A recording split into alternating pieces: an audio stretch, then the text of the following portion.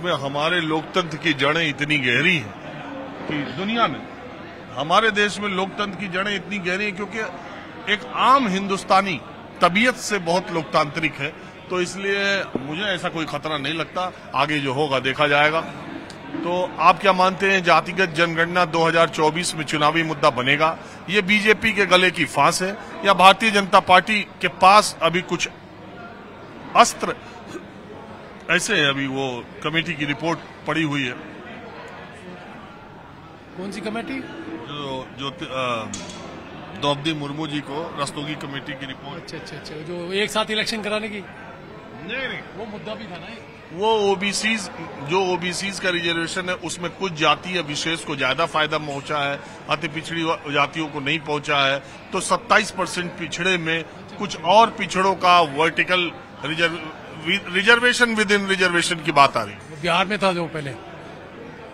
देखो जी, ये 2024 का जो आपने अभी कहा ना, परमजीत जी ने भी कहा, पिटारा खुल चुका है। ये प्रभावित करेगा नॉर्थ इंडिया में, तो खास तौर से हमारी जो हिंदी बेल्ट है, वहाँ जात पात धर्म बहुत ऊंचे स्तर पर उठ के बोल रही है। हम कितना ही विरोध करें इसका कि जात पात नहीं है हमारे यहाँ, ये कड़वा सच है हमारे यहाँ। कांग्रेस जैसी पार्टी, जो राष्ट्रीय पार्टी, जो देश को कम से 50, 55, 60 साल चलाया है जिसने, आज उसकी मजबूरी देखो, उसे स्वीकार करना पड़ रहा है अपना आप में। है जो कि वो धर्म, सुनो, वो धर्म का कार्ड काट, धर्म के कार्ड की काट जाति का काट। इसलिए कांग्रेस पार्टी जो कहती थी कि हम कभी धर्म और जाति की राजनीति नहीं करते हैं, अब वो जातिगत जनगणना करने। सोच देखो ना, कितनी जो राष्ट्रीय व्यापकता हमारी थी ना, हम सबको लेकर चलते थे कभी। आज कांग्रेस की मजबूरी हो गई है सामने काट के लिए, क्योंकि सामने जो बीजेपी ने जो धर्म के या राष्ट्रवाद का जो नीचे स्तर पर उतर आई है, बहुत नीचे स्तर पे बीजेपी उतर आई है, उसका काट कुछ नजर ही नहीं आ रहा किसी के पास क्या करे।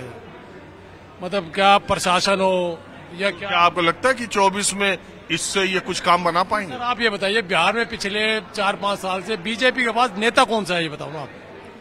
समाजवादी पार्टी के बहुत सीनियर नेता थे, सुकूनी चौधरी वगैरह, उनके बेटे को लाके, मतलब जो सब पार्टियों में उसको पार्टी का अध्यक्ष बनाया गया। कई स्टेटों में बीजेपी में, नॉर्थ इंडिया में राजस्थान का पार्टी का अध्यक्ष कांग्रेस का युवा मतलब सीनियर नेता होता था, जैसे स्टेट लेवल में। कई स्टेटों के अंदर अच्छा असम में देख रहे हो आप, कांग्रेस आदमी चीफ मिनिस्टर बन रहा है। उनके पास है कहाँ, वास्तविकता है कहाँ उनके पास? जड़ देखो ना उनकी क्या है। तो उनके पास क्या है, ऐसा कुछ नहीं है कि उनकी विचारधारा से देश चल रहा हो। वो जोड़ तोड़ करके लाए हैं, वो मतलब तोड़ करके लाए हैं। जैसे कर्नाटक तोड़ा, मध्य प्रदेश तोड़ा, राजस्थान टूटा नहीं उनसे, बॉम्बे तोड़ा इन्होंने।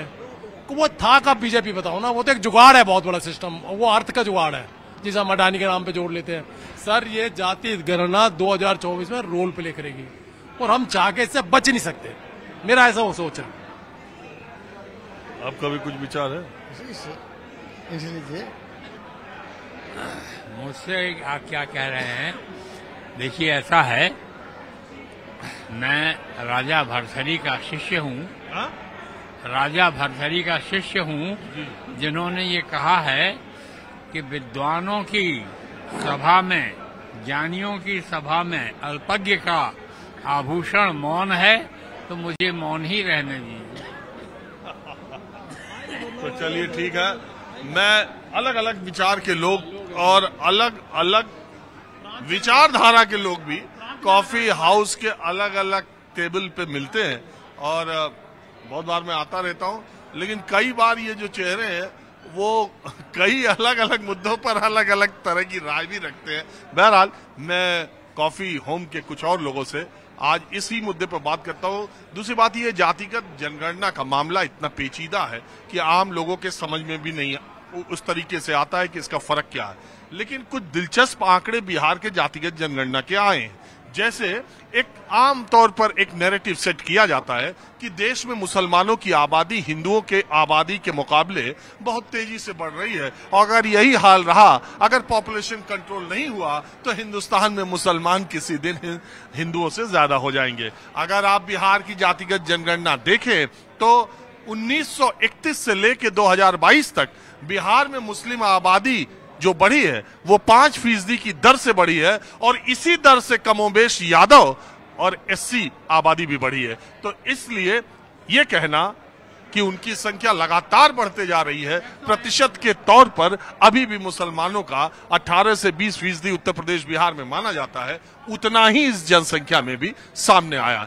दूसरी बात, बहुत सारे लोग ये मानते हैं कि जो 15% से बिहार की जातिगत जनगणना में अगड़ों का 2-2.5% जो कम हुआ है, उसकी वजह यह है कि बिहार के अगड़े यानी भूमियार, राजपूत, ब्राह्मण और कायस्थ, उनका 90 के दशक से अब तक एक्सोडस यानी पलायन बिहार से सबसे ज्यादा हुआ है, इसलिए भी वो जनसंख्या में कमी आ सकती है। बहरहाल इसी मुद्दे पर कुछ और लोगों से और बात करते हैं।